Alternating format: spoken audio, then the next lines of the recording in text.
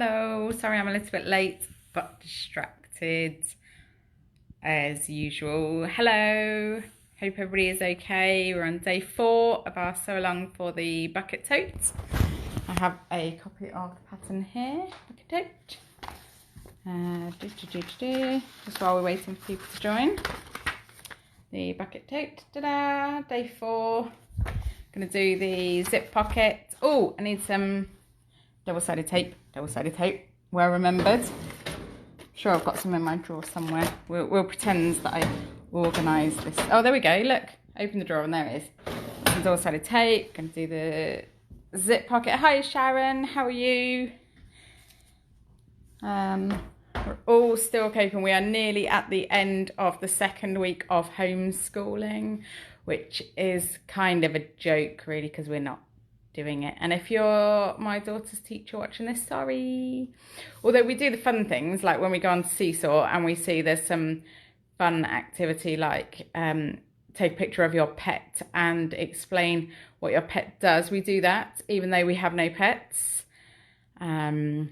just because apparently that's fun and that's not really homework. Oh look, it's Janelle.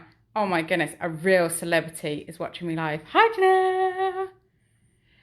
Hi mum, afternoon mum, because yesterday I said good morning mum, sorry. So I'm really snuggly today. I've got my extra cardigan and my jumper and my top, and yeah, so I'm just really snuggly today because it's really cold. But where Janelle is, it's snowing, so yay, another week of snow for you.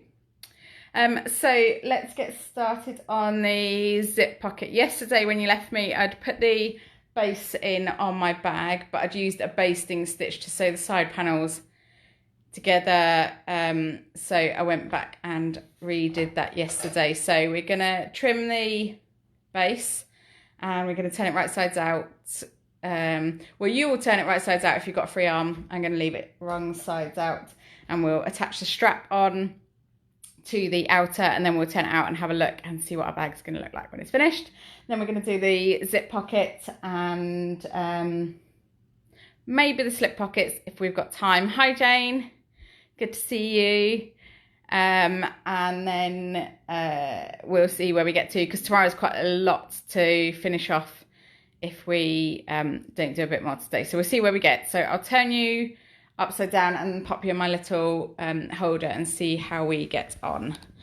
So, oh, and I've got my fluffy socks and my slippers on as well, just in case you weren't aware that I was feeling the cold.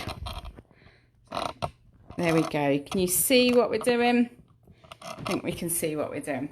Okay, I'll take one of my layers off. Okay, right. It was the top layer, obviously. Okay, can we still see? Still see, right. So we have, yesterday we sewed our main panels together and attached the base. And then to finish that off, all you need to do is grab some pinking shears and trim around the seam allowance of the base. If you haven't got any pinking shears, you can just notch into this. And it just keeps the bulk out of the seam allowance and helps it sit nicer around a curve. Anytime you need to sew a curve, if it says to notch it or clip it, just get your pinking shears out. Use pinking shears instead. The lazy girl's way of doing it. Although in theory, it's working smart, not working hard. So we'll just go with that. Just trim all the way around the base. Ta-da! That means that when you turn it out, there won't be so much bulk in that bottom seam for you to deal with, and it will just sit a little bit nicer. Okay. So now what you want to do if you've got a free arm is turn it right sides out. Because I've got a flatbed, I'm going to leave mine wrong sides out just for the minute to attach the strap tabs, and I'll get my pattern and see where we are, because if I don't read it, as we all know, I will tell you something wrong. Okay, so the left angled edge. So here's my strap that I made on day, oh, I don't know, day 617th of quarantine, or Tuesday, whichever system you're using to keep track of. And we're going to go on the left angled edge. So that's this one here as you are looking at it. Pretend my bag is out the right way. And we'll do it, if you've got a ring that's got a right side should be down. And it's going to go in the centre of that angled piece there. And we're going to baste it on within the seam allowance. Baste that side on, and then we'll do the other one. Can you see what's going on under the machine? A little bit. Just move you over slightly. There we go.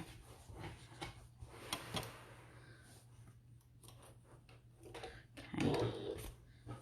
Now I'm not going to risk changing my seam allowance, my seam length. I'm going to leave it on number 3 because if I change it, I'll probably forget, and then I'll have to unpick everything again.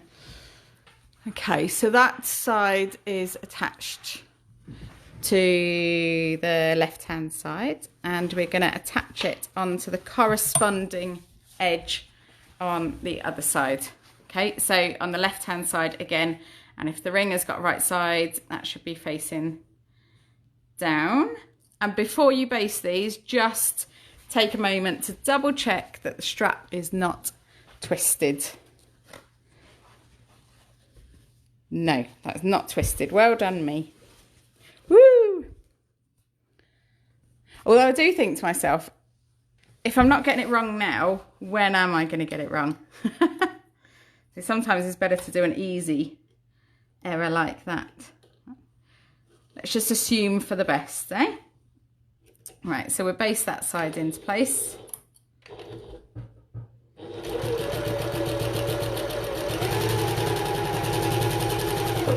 I usually do a couple of rows of stitching just to secure it, just to make sure it's definitely secure. Okay, so my strap is attached. Move you out slightly, and I'll turn it right sides out. And this is when it's going to start looking like your finished bag, and you just get a really good view of what it's going to look like, and whether you're glad with your fabric choices or whether you think, oh no, I shouldn't have chosen that. Okay, so just push the base out as best you can. Obviously there's no point in ironing this yet until you've added your lining. It's only really to give us a look of it. Okay. So there we go, that's the outside of my bag. Done. Lift you up slightly so you can see a bit better. Oh, if you were here Monday, Tuesday, Wednesday, you'll know that all my good professional equipment is in the storage unit. So we're kind of on a bit of a bendy stand at the moment. So apologies for that. Okay, so there's the outside of my bag done. So we can put that to one side until later on. Okay, what do we need now? We're doing the pocket, so we probably need a lining panel. Ta-da! And we probably need a zip pocket facing. Ta-da! And we probably need a zip. Okay, so this is a 10-inch facing, so I need an 8-inch zip. Let's have a look for a zip. Let's assume that I chose one earlier instead of running over to my zip. And have a look. There we go. Ta-da! Is it 8 inches? That's the question. It is! Oh my goodness. It's all working today. Is the lottery running today? Because today would be a good day for a lottery ticket. Oh, I don't play it. Never mind. Okay, so what we need to do with this, we'll put the zip to one side. We'll do the zip facing. This is the method where all of the seam allowances for the zip are hidden inside the construction. So at the end you don't see you don't open your slip pocket and see the ugly insides of the zip. So remember, I haven't used interfacing on my lining panels because they're a thicker waterproof coated cotton. You should, if you've got quilting cotton, regular fabric, you should have interfacing on these panels. So just in case you think, hang on, it looks different, that's why. And at step, I don't know, step not even 1, you should have marked the centres of your panels. So we'll pretend that I did that before. Mark them now. There we go. Okay. You usually do that on the right side and the wrong side of my panels, just to be sure. There we go. Okay, so I've marked the centres, and I'm going to mark the centre of my zip pocket facing. And I'm going to do that with a pin, because my zip pocket facing has got this black interfacing on it, which is really good for bright fabrics or dark fabrics. Okay. So we need to mark our sewing line on this. Now I'm doing this on my extension table, but if you've got a flat surface, that's the best. I'm just, maybe we'll move it down a little bit. Can you still see? Okay, yeah. Okay, there we go. So you're going to draw your line 1/2 inch from each long edge. I'm just going to use a chalk marker on this one. Oh, there's the lid. And this will help it be seen on the black interfacing.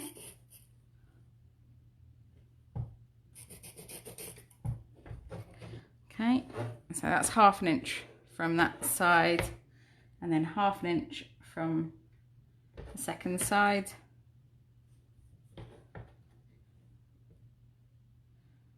And that should, in theory, give us a box height of approximately 3/8 of an inch. And I'm using a size 3 zip, which is what it calls for in the pattern. If you are using a size 5 zip, maybe you've got some really nice zip from, I don't know, someone like Emmeline Bags or someone really lovely like that, then just adjust this so that your box is 1/2 inch high instead of the 3/8 of an inch. So I've drawn my lines at the end, 1 inch from each short edge. So that box there is the right size for my zip bits. In theory, it's 8 inches long and it's 3/8 of an inch high. And better just double check. Yes, it is. Great. So now we're going to add this facing to the lining main panel. Let's have a look. How far does it say? 7 inches from the bottom. Okay. You would have thought I'd know my pattern, but it's when I think, oh, I know this, I don't need to check, that then it all just goes a bit wrong. So 7 inches, and my centre line is on this number 4 here. So I'm going to line up the centre of my facing with that number 4 line. Make sure that's straight. And then I'll add a pin in each end. Before you sew this, just give it a good old, you know, that accurate measure, the eyeball. Just give it an eyeball and double check it doesn't look wonky.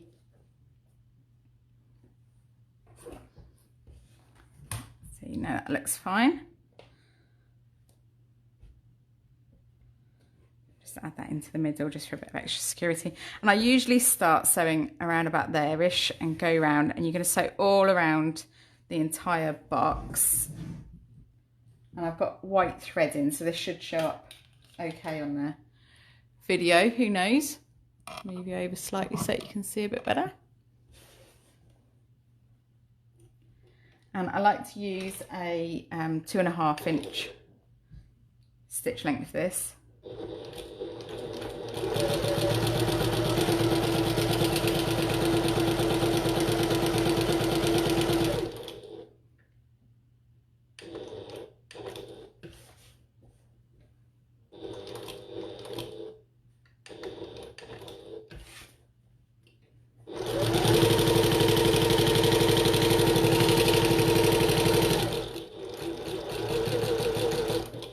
When you get to the corners, stop with your needle down, lift your presser foot and pivot. And I'm not quite at the end there, so I've just reduced my stitch length to a 1, and I'll just do some tiny little stitches until I get to that corner so it's really accurate, and then go back to my regular seam allowance, regular stitch length. Okay, there we go. Okay, so now we need to cut through this. And if you've been to retreat, you probably would have heard me give you this advice before. Add a little pin into the end through the stitches. It's exactly the same as you'd do for a buttonhole if you're a dressmaker. I discovered the other day, through watching Sherlock, obviously, that a male dressmaker or a male alterations expert, etc. It's called a sempster, S-E-M-P-ster, which is good, much better than a seamster, I think. But yeah, so assume that you're doing this really carefully and just snip through. Now the pattern would have you draw a triangle at the end, but I'm going to do it by eye because I've been doing this for a few years now. In fact, next year will be my 10-year anniversary of writing sewing patterns, which just seems ridiculous. So somebody's got to have been doing it for that long. I think Janelle was around before I started, Chris W. around the same sort of time. There were a lot of designers who are not designing anymore, unfortunately. Erin from Dog Under My Desk, she was very popular at that time. So this is the, you know, these are the designers that I sort of started my business alongside. Competition was fierce. There you go. Okay, so I've trimmed through to the triangular corners there. And when I go over to my iron then, I'm just going to pull this back and press it from that side. And pull this back and press it from that side. And pull that back, press it from that side. And eventually, by the time I've done all four sides, I'll end up with my facing sort of bunched up like that. And then when I push it through and press from the right side, any creases that you're going to get, they'll be on the inside, they won't be seen. And I think it's very, very, very difficult to do this without getting a crease somewhere along the line. So if you're going to get crease, it's better to have them on the inside than the outside, isn't it? So we'll take that over to the iron in a moment. We'll do the prepare the zip pocket first, and then we can do the ironing all at the same time. Right, so that is a slip pocket, so we don't need that at the moment.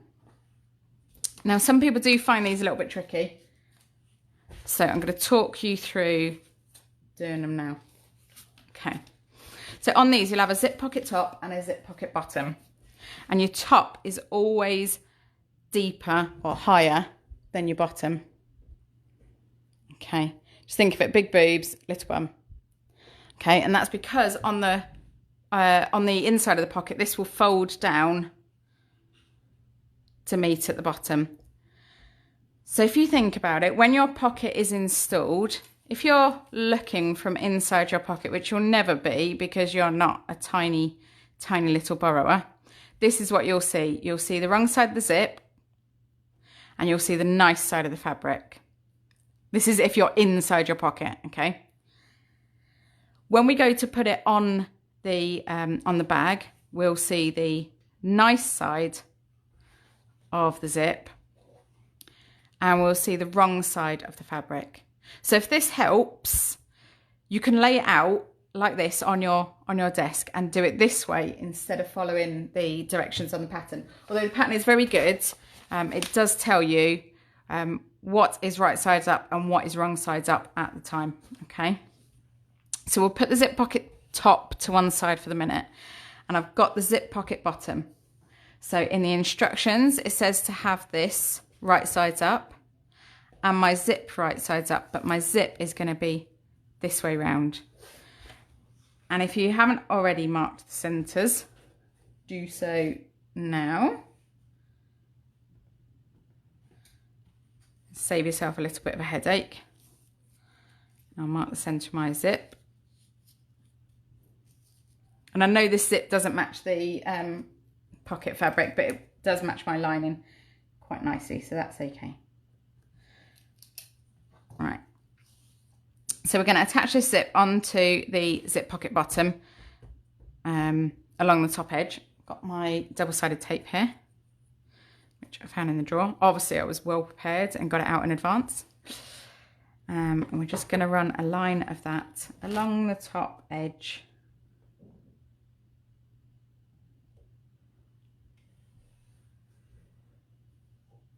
Like that.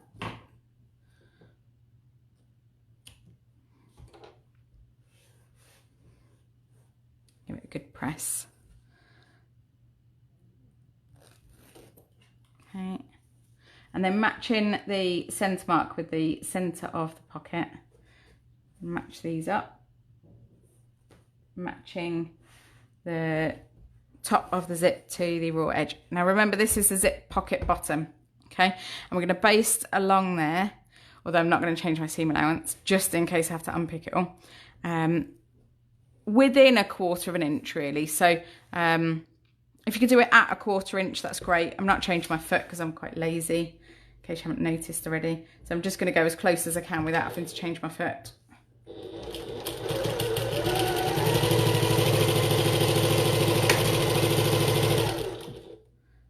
And I've backstitched at the start and I'll backstitch at the end as well, just to be sure it's definitely secure.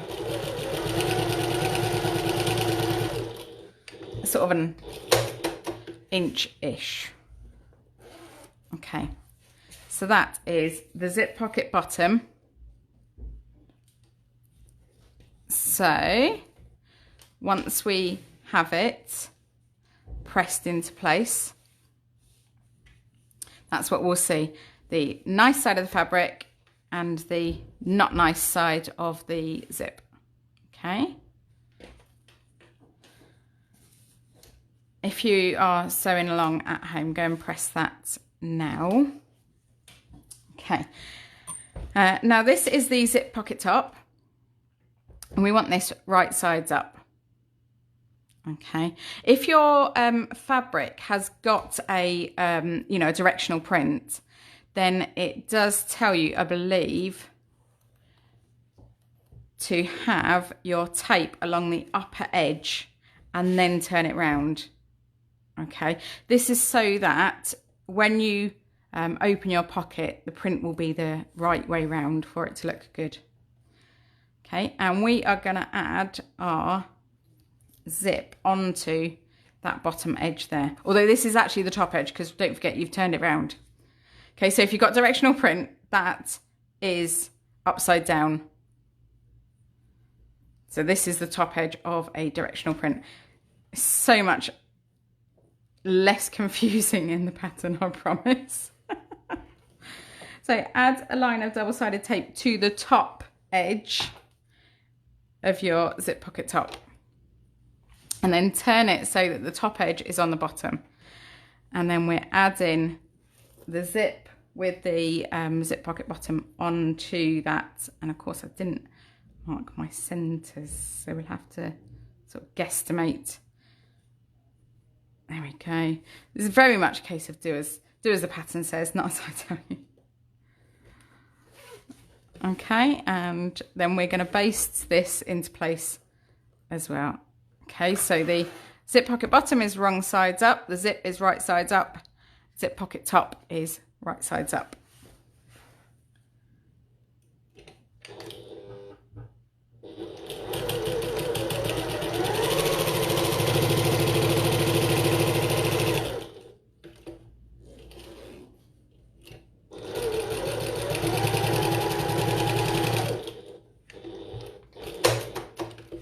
There we go.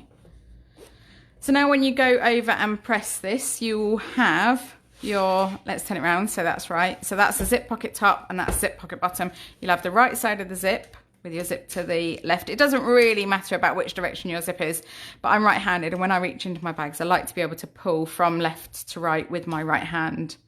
And you'll have the wrong side of the fabric facing up. And then on the other side, you've got the nice fabric right sides up and the wrong side of the zips. So I'll get my iron over so that we can do a bit of ironing. I shall pull my mat over as well.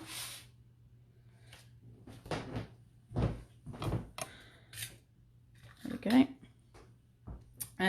Shall I move you or shall I move the extension table? I'll move the extension table. Oh, it's going to be dusty. Okay. So there's my little ironing mats. Here's my iron, which seems ginormous now that I see it on my phone. Okay, so here's my pocket that needs ironing. I'm going to iron from this side and I'll get my pressing cloth. Floor's very squeaky in the studio. But you can't hear them making bread downstairs, so that's okay. Okay. Just give that a good press. There. Oh, hang on, I'm stuck. There we go. And I turn it up the other way as well. Give it a nice little press. If your zip teeth can't handle the heat of the iron, make sure you don't go over them. Just iron each side. Mine are okay because they're really cheapy ones from Hong Kong. They always seem to cope okay with heat, don't they? Okay. Angle you up a little bit. There we go.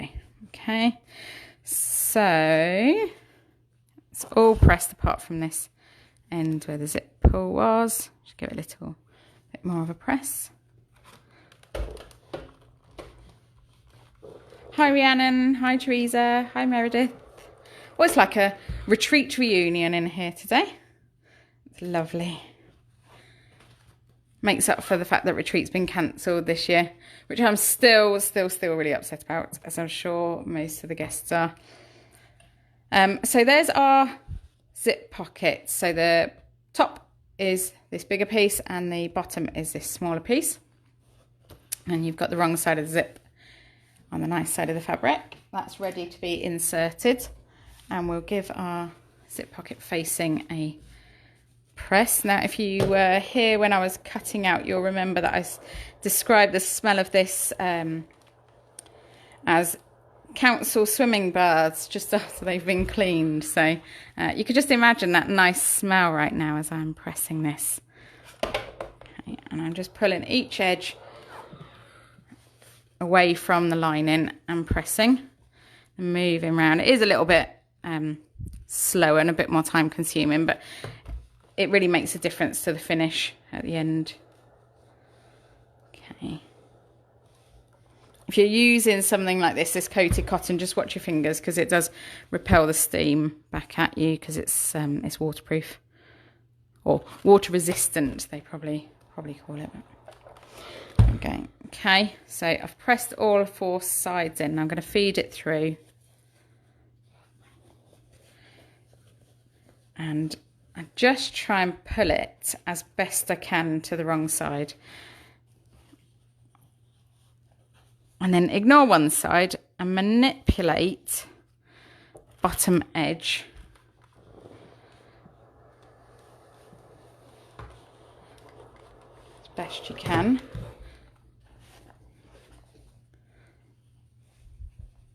Trying really hard not to get my face in the camera. Okay, so manipulate that bottom side as well. So if you just do this slowly, it'll give you a nice, neat finish. So I've done the bottom edge. And this is a more time-consuming method than just doing it the one big pocket piece and turning it through. But it gives you such a lovely, neat finish. And I don't think it's not difficult. You just have to follow the pattern step by step. So you don't get confused. I think can be a little bit confusing, but it's not particularly difficult. It's all the skills that you've already got. There we go, that's that side. And then we'll finish this side here. And just use your fingers to roll that facing out of the way. Sorry, I've just knocked the camera stand. They do say a bad workman blames his tools, but genuinely, this is not the best stand for doing this, so I do apologise. Okay, then once that's pressed from the right side and you know it's nice and neat. Hiya Joyce from Oregon.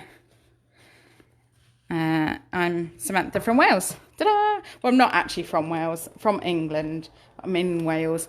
And of course, there's a lot of discussion about the fact that the government has put lots of things into place for the UK that are only actually available in England, but won't get onto that now. Right, so there is my zip pocket facing in place. I'm going to add some double-sided tape to the top and the bottom of that. I always find it's better to add the tape to the facing than to the zip, because no matter where you put it on this facing, you shouldn't in theory see it, even if you're a few mil out. But if you put it onto the zip and you're a few mil out, placing your zip tape, there's a possibility that it could be seen through the gap of your pocket. So, and take this backing tape off, and I like to pop my zip pocket up, right sides up, and then align this through the gap nicely before I press down from the back, just to be sure. Okay, so that looks fine on that side,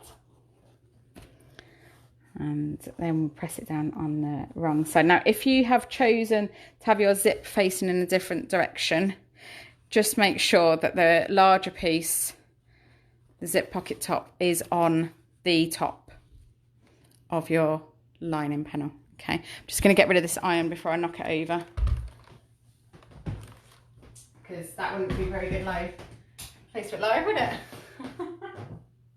Be entertaining, I'm sure. And extension table. Let's have that as well. Excuse the squeaks. Just think the squeaks are better than me talking politics, though.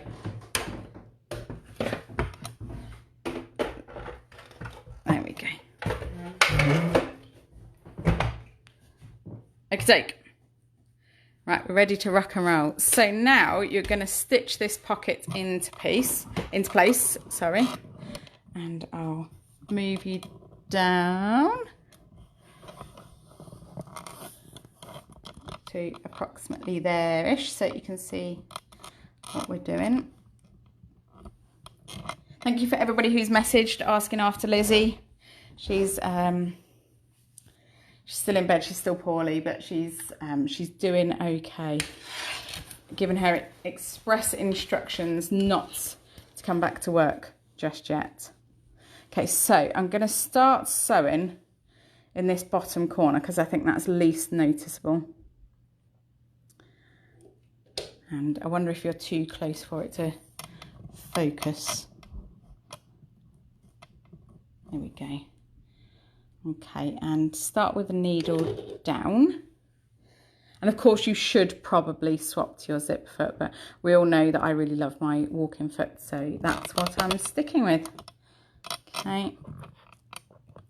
There we go, you're in focus.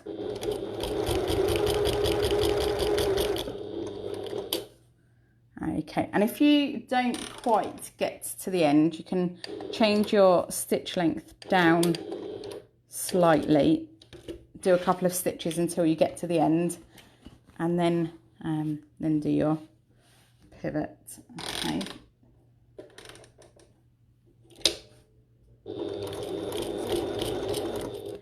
It never seems to be noticed when you change your stitch length down to a tiny stitch for the corner.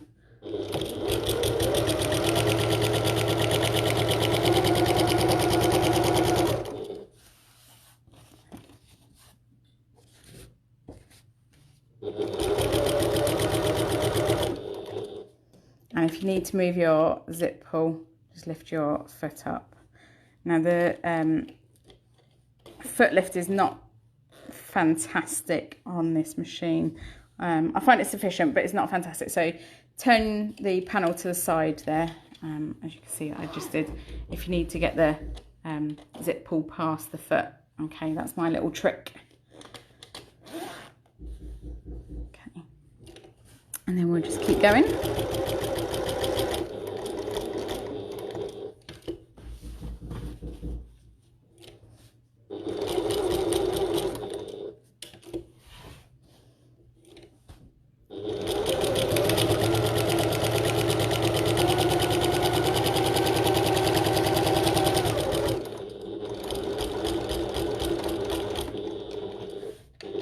So we're sewing through around all 4 sides of this box now.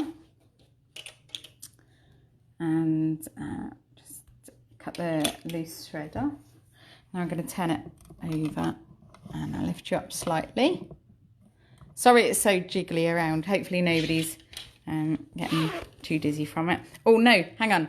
Open the zip. Leave the zip open. Okay, because we're going to turn this bag through the zip pocket. So open the zip. That's in the instructions in bold, and yet I never ever remember apart from now. So I feel very, very chuffed. There we go. Open the zip and leave it open. So if I don't close it, I should in theory remember to leave it open. So we'll turn the panel to the wrong side like so. And then we are going to pull the top down to meet the bottom and just manipulate that into place. No, hang on. We need to close the zip. Otherwise we can't do this neatly. Right. Somebody remind me to open the zip at the end, okay? So we just pull it into place. And there we go. Just need to pick up my pin. I've got hard floor in the studio so that I can hear if any pins drop, and it does seem to work. As long as I remember to pick them up straight away, we're okay. Can be a bit risky walking around barefoot at retreat sometimes, the amount of dropped pins and things that we get. But so you're pinning your pocket layers together, completely independent of the of the lining panel.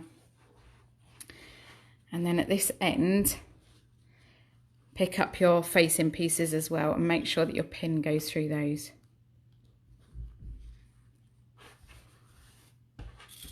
You can do this from the other side if you find it easier. So what you would do is from the right side, just pull that out of the way and you can pin then, which probably is easiest because then when you're sewing you can pull the pins out as you go. I'll try it on this side. You wait, my next pattern I'll have that in there and you'll be able to think, oh, I was there when she thought of that. Which I'm sure you've all been doing for ages anyway, but never mind. Okay, so right, leave the bottom edge open. Okay, so that's going to be our turning gap. So we're going to sew along and to there and sort of back stitch a bit, and then there-ish, and then up. Now I like to baste across this turning gap, steam press the stitches and then remove them, because it means that at the end when you come to fold that closed, you get a really neat fold line along the seam line, seam allowance, and it just looks neater. It is inside your pocket, so it doesn't really matter if you don't want to. Just top tip there. So we're going to sew down the sides of this zip pocket.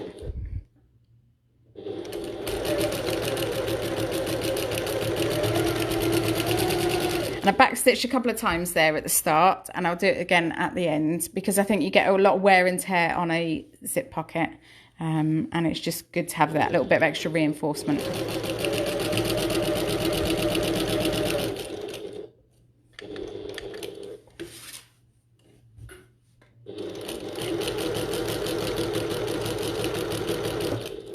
So I'm going just into maybe a couple of inches, maybe an inch and a half into the seam allowance. Then I'm increasing my stitch length to a basting stitch. Mine is a number 6. So long to approximately there-ish, and change back to the right seam stitch length. So back stitching. And then keep going. I always think it's helpful to do a little bit of extra reinforcement at the start and end of a turning gap, because you've got the force of the whole bag coming through that gap.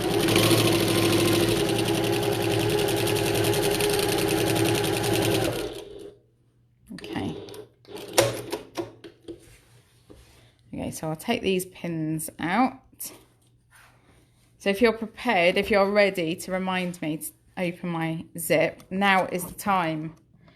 Open your zip.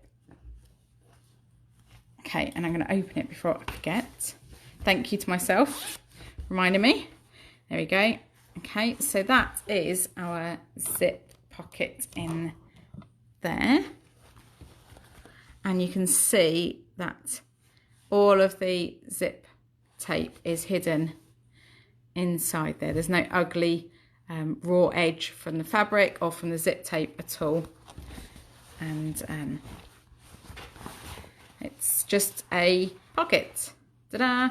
So I'm actually going to steam press the bottom of my zip pocket, but then I'm going to leave the basting stitches in until tomorrow when we need to turn it through, and then I'm going to unpick them, because I think the longer it stays in, this might not be true, but I think the longer it stays in, the more likely it is that you'll be able to follow that as a nice seam allowance when you go to close your turning gap at the end. And if you want to sort of finger press along the seam against the basting stitches, you can.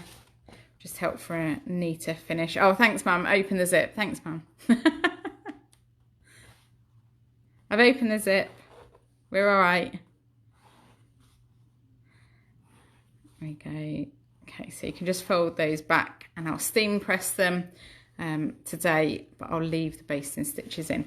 So that is our zip pocket. I've got the slip pockets here as well, which I'll get started on because we've got a lot to do tomorrow. One of the slip pockets goes onto this panel. So pull this panel up and pin your zip pocket up out of the way, because when you're putting your slip pocket on, you don't want to be getting that caught in it. Okay, so you can see on the back, it's completely out of the way for attaching the slip pocket. Okay, right, let's get a slip pocket then. I've got 2 here, according to my handy little labels. And let's double check the pattern. Okay, so there's 2 ways to sew the slip pockets, and you can choose which one you want to do. So if you do the long ones, let's move you up a little bit more. Choose to do the long ones, you will fold it in half lengthwise, and you'll end up with some nice long shallow pockets, which are great for things like lip balm or tissues, or I don't know, whatever it is people carry in their bags. Chalk pens, maybe, little scissors, whatever it is you carry. Oh, sorry, Meredith. It's nice to think that you're saying along with me though. You'll have to unpick it now. That's always my trick. And if you want to do a short pocket, you'll fold it in half the other way, and you'll end up with a nice pocket to put your phone in. I was just looking for my phone to show you the size of that, but obviously I'm on my phone now, so I'll just show you my hammer instead. So it's a nice size pocket for a hammer. Maybe I should call it the hammer pocket. I don't think I'll be able to fit my rivet press in this pocket, but tried it before. So I'll sew one of each, just for variety's sake. while Meredith does her unpicking. And I loved seeing people's bags coming up. And Annie has shown us her striped bucket tote. I thought it was absolutely gorgeous. It was really good. I might need to make one with stripes now as well. It looks really good. Show us your progress, share it with us. So I've just pinned along there. I've left quite a big gap between these two pins. In theory, this will remind me that that's where I'm doing my turning gap, my basting stitch.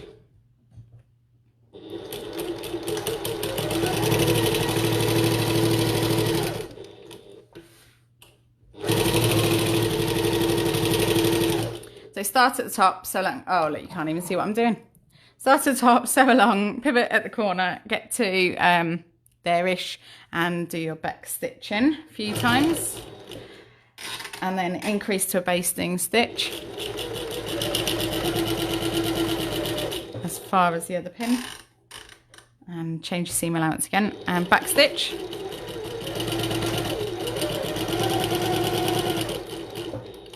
Oh, I've gone too far. There we go. Back up again.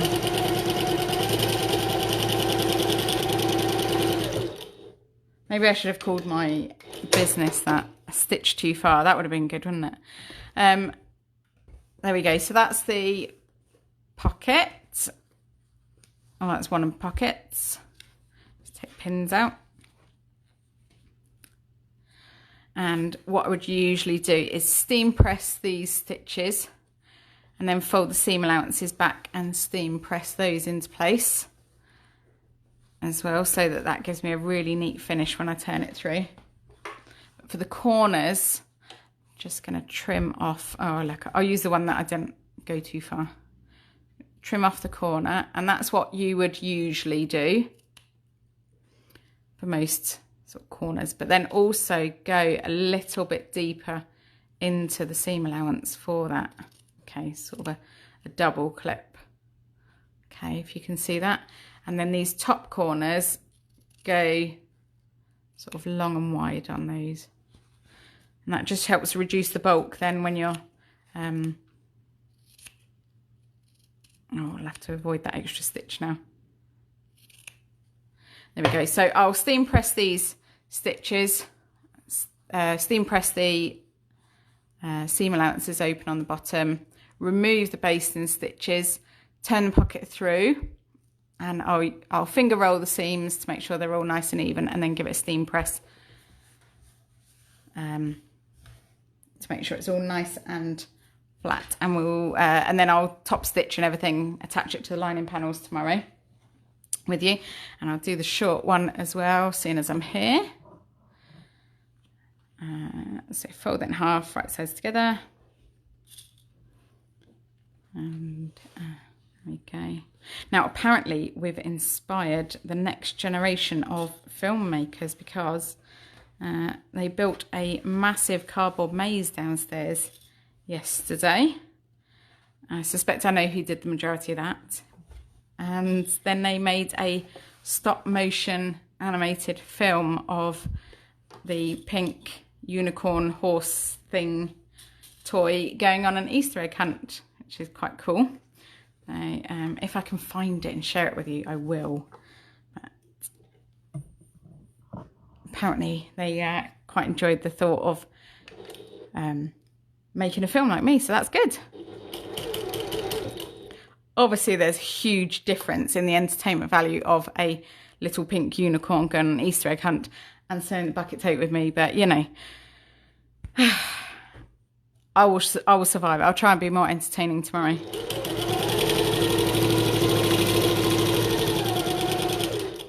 So from the top to the bottom, a back stitch there. I'm going to pivot here, then back stitch there, increase my seam allowance to a basting stitch to about there, change my seam allowance back down again, do some back stitch into the corner, and pivot.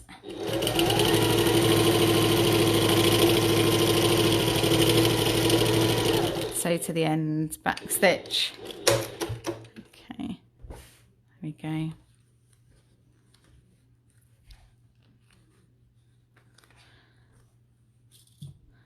There we go, move you over. So I will trim my corners for these as well, this pocket.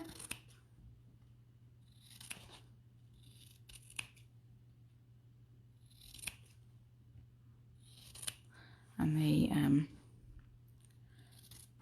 top corners near the fold as well. There we go. So I'll do the same on this one. I'll steam press the basting stitches. I'll open the seam allowances and press those open. How I do that, I just fold one back and press it, then I turn it over and fold the other side back and press it, and then I'll unpick the basting stitches, turn these pockets right side out and give them a good press. So tomorrow we are going to top stitch these pockets. We're going to attach them to the lining panels. We're going to finish our lining. So we're going to add the key hook, so the sides of the lining panels and the base on, and then I'll show you how to put your bag together. We might not get it all fully finished tomorrow on the Facebook Live, but I'll do enough so that you can do it. You can do it without too much trouble. Or guessing. Okay, so thank you very much for tuning in again. It's been nice to have your company again. It's been nice to feel that we are not alone in our isolation. Really appreciate you being here. Thank you, and I can't wait to see what you're making. Do share it with me. Do show me in the group. See you tomorrow. Bye bye.